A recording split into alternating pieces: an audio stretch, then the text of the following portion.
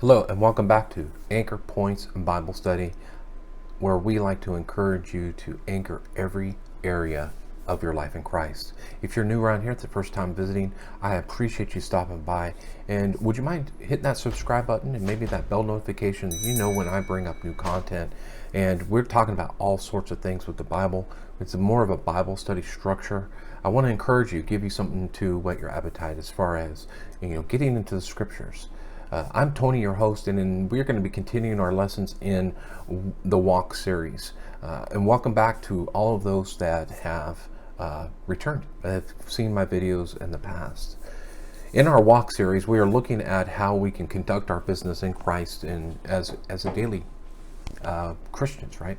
We read our Bibles, we pray, but how do we take that to the next step and put it in application? What am I doing? So we've talked on many occasions, different times, right? We talked different times on, walk. We have the walk in the Spirit, walk in truth. We walked not as last week, right?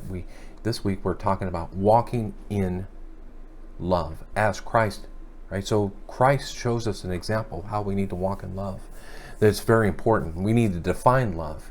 What does love mean? And there's several different versions of it, but we need to really search the scriptures and know what it means and put it in context. Here, Paul is helping us to see how Christ loved us through action. Christ took away from himself. And we need to look at the scriptures and help us to understand that love is action. Love is something that we're going to need to do and need to accomplish in our life, so that way people can see Christ in us.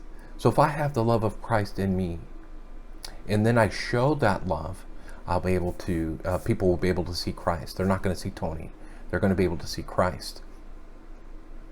So in the scriptures, God qualifies love that we have to have in our lives, and he does that in Ephesians chapter number 5 verses 2, right, where he uses Christ as an example. So Christ, the first thing I'd like to look at is Christ gave himself, right? In Luke 22:41 and 42, it says, and he was withdrawn from about a stone's cast and knelt down and prayed, saying, Father, if thou be willing, remove this cup from me. Nevertheless, not my will, but thy will be done. So the love that Christ showed here is that he's removing himself for other people. He didn't have to die. He had everything he needed. But it was because of Christ's sacrifice and his willingness to go to the cross that we're able to be, that love is shown to us, right? If people, in Philippians chapter number 2, verses 5 through 8, let this mind be in you, which is also in Christ Jesus, who being in the form of God, thought it not robbery to be equal with God, but made himself of no reputation, and took upon him a form of a servant, and was made in likeness of men, and being found in the fashion as men, he humbled himself, and became obedient unto death, even the death of the cross. So here we see a picture of how Christ sacrificially gave himself up. This love action, this action of love, satisfies the payment for sin for everyone. Anybody who has ever walked on the face of this earth, because of Christ's actions on the cross, going to the cross, willingly going to the cross, has made a way for salvation. So I must ask you, if you were to think about this question, if you were to die today, are you 100% certain that you would go to heaven? And heaven's not based on good works or what I didn't do or what I did do, but it's based on the love of Christ, as I just showed you, right? So in Romans 3:10 it is written, there's none righteous, no, not one. Romans 3:23, for all have sinned and come short of the glory of God. Romans 6:23, for the wages of sin is death. That's the first part of the verse, right? Romans 10:9 and 10, but if thou confess with thy mouth Lord Jesus, and believe in thine heart God hath raised him from the dead, thou shalt be saved. For with the heart man believeth on the righteousness, and with the mouth confession is made unto salvation. And then in verse 13 it says, for whosoever shall call upon the name of the Lord shall be saved. So if you believe that Jesus Christ came to this earth and died and was able to satisfy that sin debt, you pray to the Father, Lord, please, there's no there's no like salvation prayer. It's if you believe in Jesus Christ that came down and satisfy that, right? That verse 13 here, it says, for whosoever name of the Lord shall be saved. Call on God to save your soul. And then your life as a Christian will begin.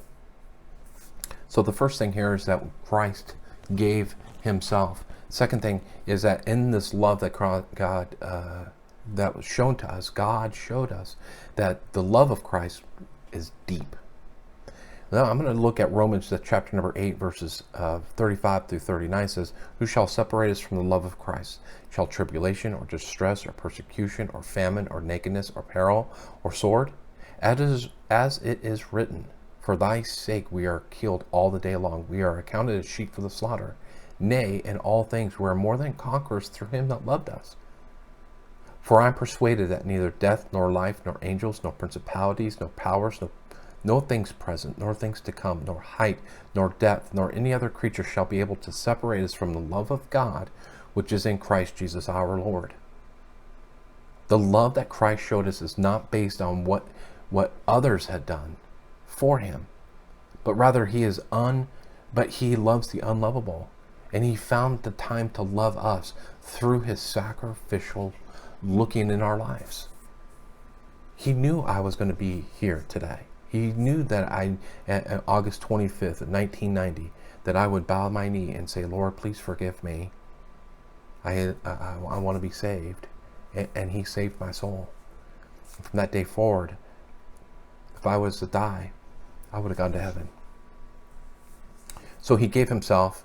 Secondly, the love, the depth of the love, right? There's so much more we can say. But I'm enticing you. I'm going to put some Bible verses in the comments below and look up those, kind of do a further study. It's not an exhaustive list, but it's something that will help us to grow. And then the third thing is that there is a command for us to love. And there are so many verses. I'm not going to read everything, but I do have a list of verses here, and I want to read you several of them. And that way we can be encouraged by the love that God gives us, right? I love God. God loves me. Then I need to love others. Okay. So so we see the evidence of love, right? So in 1 John 3:16, and I'm reading these, right? 1 John 3:16, whereby perceive we the love of God, because he laid down his life for us. We ought to lay our lives down for the brethren. 2 Corinthians 5:14, for the love of Christ constraineth us, because thus judged that if one died for all, then all are dead. Ephesians 3:16-17, the word grant you, according to the riches of his glory, be strengthened with the might of his spirit in the inner man, that Christ may dwell in your hearts by faith, and be rooted and grounded in love. Ephesians 4:2, with all lowliness and meekness, with long suffering, forbearing one another in love, right? We talked about that when we talked about walking in truth, I believe it was, right? Walking where we know where our vocation is. This is good study. Ephesians 4:15, but speaking the truth in love may grow up into him in all things, the head of even Christ. John 13:34 and 35, a new commandment I give unto you, that ye love one another as I also loved you, that you also love one another. By this all men shall know that you are my disciples, if you have love one for another. That's a testimony that we have for people. If we can love each other, as Christians, we can love each other. What a testimony that would be. You can jot down John 15:12-17. 1 Corinthians 16:14. Let all things be done with charity. Charity is another word for love. Colossians 3:14, and above all things, put on charity, which is the bond of perfectness. 1 Thessalonians 4:9, but as touching brotherly love, ye have not need that I write unto you, for yourselves are taught of God to love one another. Love one another. In 1 Timothy 4:12, let no man despise thy youth, but be an example of the believers in word and conversation, in charity, in spirit, in faith, in purity.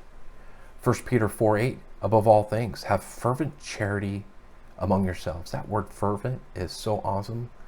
It's burning, right? It's hot. It's always. It's going forward. Oh, it's such a good verse, right? So charity among yourselves, for charity shall cover a multitude of sins.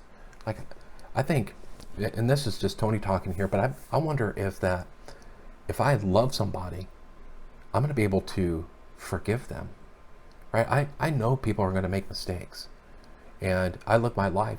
I know people have wronged me. I know that there are things that I don't like, but having the love of God, and then I can love other people, I'm going to be able to forgive, right? I'm married 25 years, and my wife and I, if we didn't have a love from God and then a love for each other, we would never have lasted that long. 1 John 4:20, it says, if any man say, I love God, and hateth his brother, he is a liar. For he that loveth not his brother whom he hath seen, how can he love God who he hath not seen? What a verse, right? What a verse. Kind of convicting. Do I love my brethren? Do I love my brother, my physical brothers, my blood brothers and sisters? Or do I love other Christians? Do I love them? If I can love them, then I can love God. And then finally, last one, I wasn't going to read them all, but I ended up doing all of that except for John 15. But 1 John 4:21, it says, this commandment we have from him, that he who loveth God loveth his brother also. That's the follow-on verse from the one we just read. What a fabulous idea that if we love as Christ loved. Christ loved sacrificially. Christ loved with the end in mind. Christ's love was so thoughtful that he considered not himself. And that's what love is. Love is action. Love is something that we need to do each and every day. Show love. Love is an action. Love is something we do. So as we consider our lives and consider anchoring every area of our life in Christ, what a perfect topic that we can say, I need to love. I need to bring it in. God loved me, for God so loved the world that he gave his only begotten Son, that whosoever that believeth in him shall not perish, but have everlasting life. I am saved because of the love of God. Until next time, I hope you have a blessed day, and go out and love people. We'll talk to you again soon.